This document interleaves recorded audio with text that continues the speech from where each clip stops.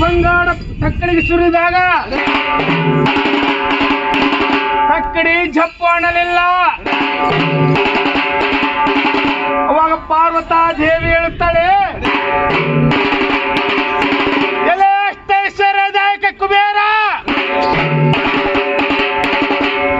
ಯಾವ ಪಾತಾಳ ಗಂಗೆಯಲ್ಲಿ ಬಚ್ಚಿಟ್ಟಿರುವೆ ಅದನ್ನು ತಂದು ಸುರುವಂದಾಗ ಪಾರ್ವತಾ ದೇವಿ ನನ್ನ ಮನ್ನಿಸು. ಈ ಭಸ್ಮದ ಮಹಿಮೆ ನನಗೆ ಈಗ ಅರಿವಾಗಿತ್ತು ದೇವ.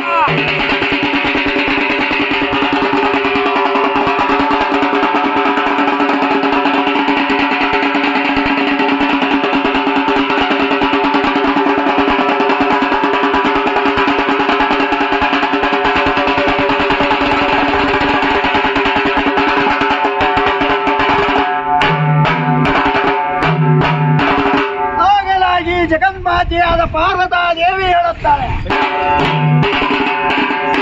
ಎಲೆ ಕುಬೇರ ಮಹಾರಾಜ, ಹಾಗಾದರೆ ನಿನ್ನ ಹೆಂಡತಿ ಮೈ ಮೇಲೆ ಏಕ ಬಂಗಾರವನ್ನು ಬಿಟ್ಟಿರುವೆ, ಅದನ್ನು ತಂದು ಈ ತಕ್ಕಡಿಯಲ್ಲಿ ಸುರಿಯಯ್ಯ ಎಂದು ಹೇಳುತ್ತಾಳೆ.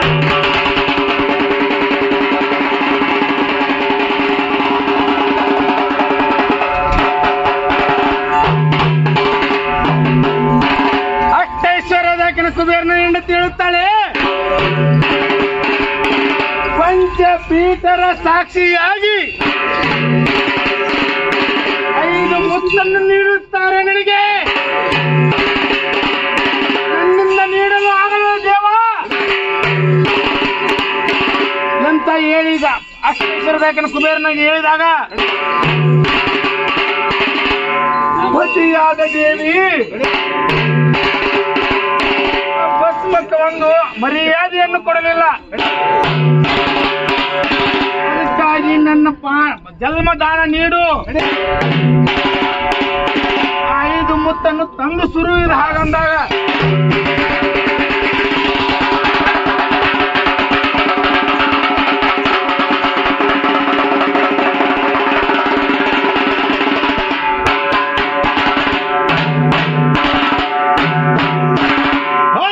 ಆಗಲಾಗಿ ಆದಿತಿ ದೇವಿಯ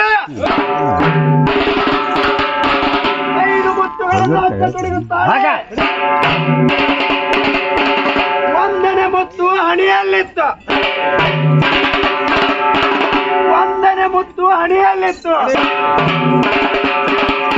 ಹಣಿಯಲ್ಲಿತ್ತು ಎಂದರೆ ಕುಂಕುಮವನ್ನು ಹಚ್ಚುತ್ತಾಳೆ. ಆದರೆ ಈ ಕುಂಕುಮವನ್ನು ಏಕೆ ಹಚ್ಚುತ್ತಾರೆ ಎಂದರೆ ಆದಿಶಕ್ತಿಯು ಮಧು ಕೈಟ ಎಂಬ ರಾಕ್ಷಸರನ್ನು ಸಂಹಾರ ಮಾಡಿ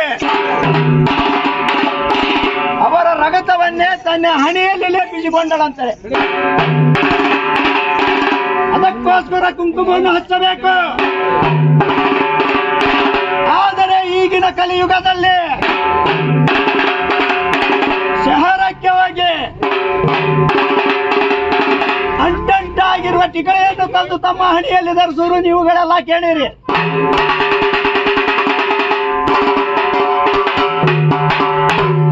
ಆ ಅಂಟಂಟಾದ ತಿಗಳೆಯನ್ನು ಧರಿಸಬಾರದು.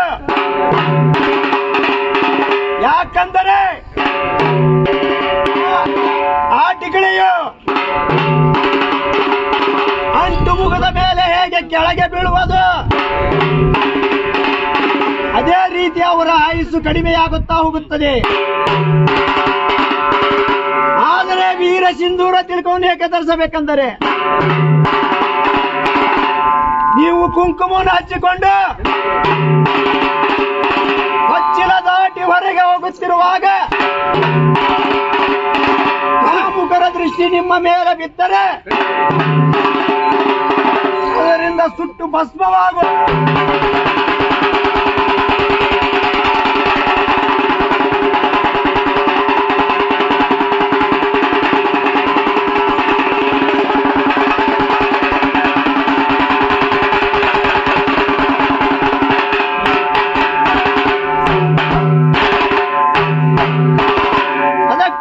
ತಿಕಳೆಯನ್ನು ಧರಿಸಬಾರದು. ಎರಡನೇ ಮುತ್ತು ಕಿವಿಯಲ್ಲಿತ್ತು. ಕಿವಿ ಎಂದರೆ ಕರ್ಣ. ಕರ್ಣದಲ್ಲಿ ಇರ್ತಕ್ಕಂಥ ಆಭರಣ ಅಂದರೆ ಕಿವಿ ಓಲೆ ಎನ್ನುವರು. ಅಮ್ಮ ಮಗಳೇ, ಶಾಲೆ ವ್ಯವಸ್ಥೆಯಲ್ಲಿ ಈ ನಿನ್ನ ಕರ್ಣ ಕುಟಿಲಗಳು ಕೇಳಬಾರದನ್ನೆಲ್ಲ ಕೇಳಿ ಸವಿದಿರಬಹುದು ತಾಯಿ. ಈಗ ನಿನ್ನ ಲಗ್ನವಾದ ಬಳಿಕ ಈ ನಿನ್ನ ಕರ್ಣ ಕುಟಿಲಗಳು ಒಳ್ಳೆಯದನ್ನೇ ಕೇಳಬೇಕು ತಾಯಿ, ಕೆಟ್ಟದ್ದನ್ನು ಹೊರಸೂಸಬೇಕು ತಾಯಿ. ಈಗಂದು ಕರ್ಣಗಳಿಗೆ ಕವಚವಾಗಿರುವ